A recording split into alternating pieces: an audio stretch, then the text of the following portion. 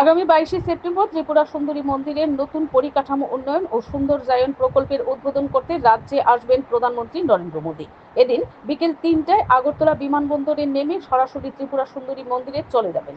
উদ্বোধনের পর মন্দিরে পুজো দেবেন। তবে এদিন তিনি কোনো বক্তব্য রাখবেন না, দলীয় কোনো কর্মসূচিও থাকবে না। এদিনেই তিনি দিল্লি ফিরে যাবেন। এদিকে প্রধানমন্ত্রীর সফরকে কেন্দ্র করে উদয়পুরের ত্রিপুরা সুন্দরী মন্দির সহ গোটা উদয়পুরে নিরাপত্তা ব্যবস্থা জোরদার করা হয়েছে। Bureau report, BTV Tripura news. এখন পর্যন্ত যা ঠিকঠাক আছে, আমাদের শ্রদ্ধেয় প্রধানমন্ত্রী শ্রী নরেন্দ্র মোদীজি এখানে আসছেন 22 তারিখ, এবং এখন পর্যন্ত যা খবর আছে উনি খুব সম্ভব 3টের সময় এখানে আসবেন এবং আসার পর সোজা মার বাড়িতে যাবেন।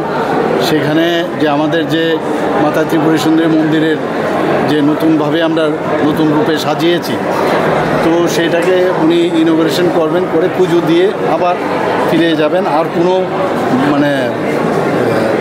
যেখানে ভাষণ দেওয়ার বিষয় সেগুলো থাকবে না, সেখানে কোনো অন্য আর কোনো প্রোগ্রাম থাকবে না, কোনো শুধু এখানে আসবেন, এসে ইনোগ্রেট করে পুজো করে চলে যাবেন।